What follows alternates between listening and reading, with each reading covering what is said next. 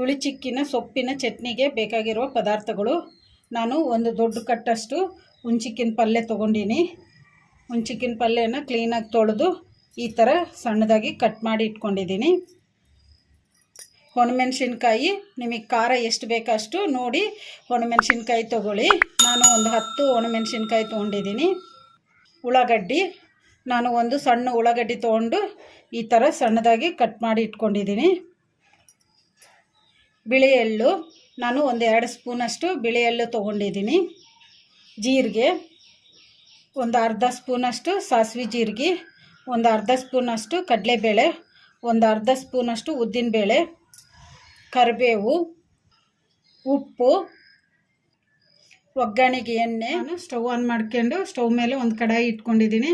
ಕಡಾಯಿ ಕೂಡ ಬಿಸಿಯಾಗಿದೆ. ಈಗ ಇದಕ್ಕೆ 1 ಸ್ಪೂನಷ್ಟು ಜೀರಿಗೆ ಹಾಕೋಣ, ಕಲಿಸ್ಕೊಂಬಿಡೋಣ. ಮೀಡಿಯಮ್ ಫ್ಲೇಮಲ್ಲಿ ಜೀರಿಗೆ ಕೂಡ ಫ್ರೈ ಆಗಿದ್ದಾವೆ. ಈಗ ಇದಕ್ಕೆ ಬಿಳಿ ಎಳ್ಳು ಹಾಕೋಣ. ಈಗ ಬಿಳಿ ಎಳ್ಳು ಕೂಡ ಚಟಪಟ ಅನ್ನೋವರೆಗೂ ಫ್ರೈ ಮಾಡ್ಕೊಂಬಿಡೋಣ.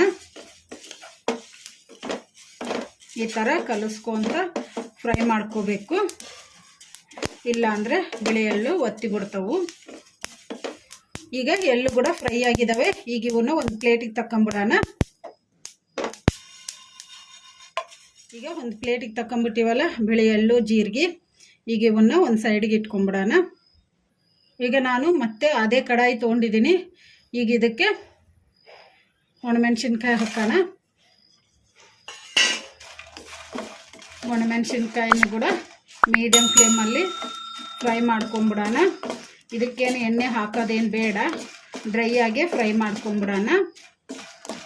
ಈಗ ಒಣಮೆಣಸಿನ್ಕಾಯಿ ಕೂಡ ಫ್ರೈ ಆಗಿದ್ದಾವೆ. ಈಗ ಇವನ್ನ ಒಂದು ಪ್ಲೇಟಿಗೆ ತಕೊಂಬಿಡೋಣ. ಈಗ ನಾನು ಮತ್ತೆ ಅದೇ ಕಡಾಯಿ ತೊಗೊಂಡಿದ್ದೀನಿ. ಕಡಾಯಿಗೆ ಒಂದು 2 ಸ್ಪೂನಷ್ಟು ಎಣ್ಣೆ ಹಾಕಿಟ್ಟಿದ್ದೀನಿ. ಈಗ ಎಣ್ಣೆ ಕೂಡ ಬಿಸಿಯಾಗಿದೆ. ಈಗ ಇದಕ್ಕೆ ನಾವು ಕ್ಲೀನಾಗಿ ತೊಳೆದು ಕಟ್ ಮಾಡಿ ಇಟ್ಕೊಂಡಿದ್ವಲ್ಲ ಹುಂಚಿಕ್ಕಿನ ಪಲ್ಯ, ಈಗ ಇದನ್ನು ಕಡಾಯಿಗೆ ಹಾಕೋಣ.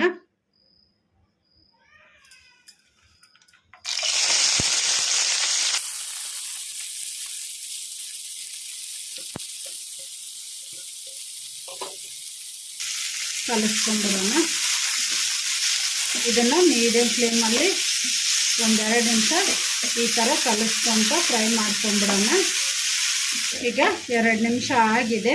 ಒಂದು 5 ನಿಮಿಷ ತಟ್ಟೆ ಮುಚ್ಚಿ ಲೋ ಫ್ಲೇಮಲ್ಲಿ ಫ್ರೈ ಮಾಡ್ಕೊಂಬಿಡೋಣ. ಈಗ 5 ನಿಮಿಷ ಆಗಿದೆ. ಈಗ ತಟ್ಟೆ ತೆಗೆದು ನೋಡೋಣ. ಕಲಿಸ್ಕೊಂಬಿಡೋಣ. ಈ ಥರ ಕಲಿಸ್ಕೋಬೇಕು. ಹುಂಚಿಕ್ಕಿನ ಪಲ್ಯದಲ್ಲಿರೋ ನೀರೆಲ್ಲ ಡ್ರೈ ಆಗಿದಾವಲ್ಲ, ಈಗ ಇದನ್ನು ಸ್ಟವ್ ಆಫ್ ಮಾಡಿಕೊಂಡು ತಣ್ಣಗಾಗೋಕೆ ಬಿಡೋಣ.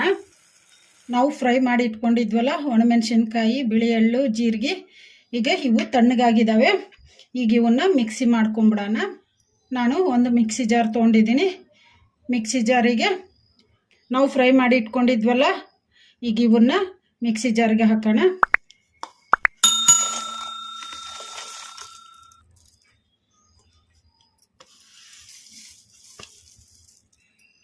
ಈಗ ಮಿಕ್ಸಿ ಮಾಡ್ಕೊಂಬಿಡೋಣ. ಈಗ ಮಿಕ್ಸಿ ಮಾಡ್ಕೊಂಡಿವಲ್ಲ, ಈಗ ಮುಚ್ಚಳ ತೆಗೆದು ನೋಡೋಣ.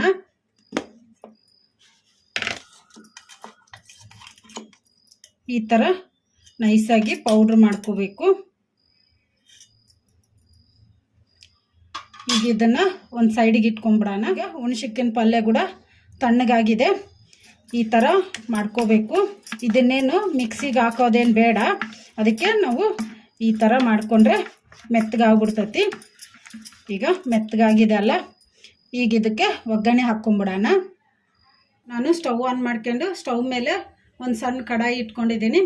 ಕಡಾಯಿಗೆ ಒಂದು 3 ಸ್ಪೂನಷ್ಟು ಎಣ್ಣೆ ಹಾಕಿಟ್ಟಿದ್ದೀನಿ. ಈಗ ಇದಕ್ಕೆ ಸಾಸಿವೆ ಜೀರಿಗೆ, ಉದ್ದಿನಬೇಳೆ, ಕಡಲೆಬೇಳೆ ಹಾಕೋಣ. ಒಂದು ಸ್ವಲ್ಪ ಕೆಂಪಗಾಗೋವರೆಗೂ ಫ್ರೈ ಮಾಡ್ಕೊಂಡ್ಬಿಡೋಣ ಉದ್ದಿನಬೇಳೆ, ಕಡಲೆಬೇಳೆ. ಈಗ ಉದ್ದಿನಬೇಳೆ, ಕಡಲೆಬೇಳೆ ಕೂಡ ಕೆಂಪಗಾಗಿದ್ದಾವಲ್ಲ, ಈಗ ಇದಕ್ಕೆ ಉಳ್ಳಾಗಡ್ಡಿ ಹಾಕೋಣ. ಹಾಗೆಯೇ ಒಣಮೆಣಸಿನ್ಕಾಯಿ ಹಾಕೋಣ, ಕರಿಬೇವು ಹಾಕೋಣ, ಕಲಿಸ್ಕೊಂಡ್ಬಿಡೋಣ. ಉಳ್ಳಾಗಡ್ಡಿ ಕೆಂಪಗಾಗೋವರೆಗೂ ಫ್ರೈ ಮಾಡ್ಕೋಬೇಕು ಮೀಡಿಯಮ್ ಫ್ಲೇಮಲ್ಲಿ. ಈಗ ಉಳ್ಳಾಗಡ್ಡಿ ಕೂಡ ಫ್ರೈ ಆಗಿದ್ದಾವಲ್ಲ, ಈ ಒಗ್ಗರಣೆಯನ್ನು ನಾವು ಫ್ರೈ ಮಾಡಿ ಇಟ್ಕೊಂಡಿದ್ವಲ್ಲ ಹುಣ್ಚಿಕ್ಕಿನ ಪಲ್ಯ, ಈಗ ಅದಕ್ಕೆ ಹಾಕಿ ಕಲಿಸ್ಕೊಂಬಿಡೋಣ. ಹುಣ್ಚಿಕ್ಕಿನ ಪಲ್ಯ ಫ್ರೈ ಮಾಡ್ಕೊಂಡಿದ್ವಲ್ಲ ಆ ಕಡಾಯಿನ ಮತ್ತೆ ಸ್ಟವ್ ಮೇಲೆ ಇಟ್ಕೊಂಡಿದ್ದೀನಿ. ಈಗ ಇದಕ್ಕೆ ಈ ಒಗ್ಗರಣೆಯನ್ನು ಕಲಿಸ್ಕೊಂಬಿಡೋಣ.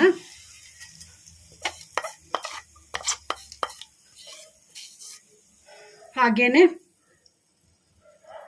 ನಾವು ಮಿಕ್ಸಿ ಮಾಡಿ ಇಟ್ಕೊಂಡಿದ್ವಲ್ಲ ಒಣಮೆಣಸಿನ್ಕಾಯಿ, ಜೀರಿಗೆ, ಬಿಳಿ ಎಳ್ಳು, ಈಗ ಇದನ್ನು ಹಾಕೋಣ.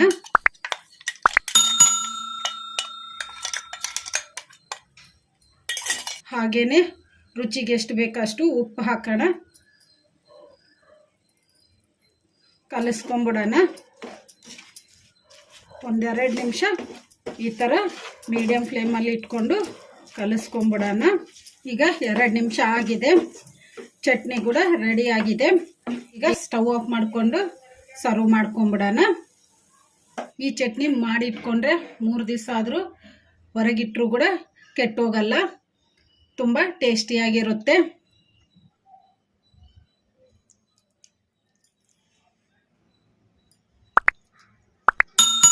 ಈಗ ರೆಡಿಯಾಗಿದೆ ಹುಣ್ಚಿಕ್ಕಿನ ಸೊಪ್ಪಿನ ಚಟ್ನಿ.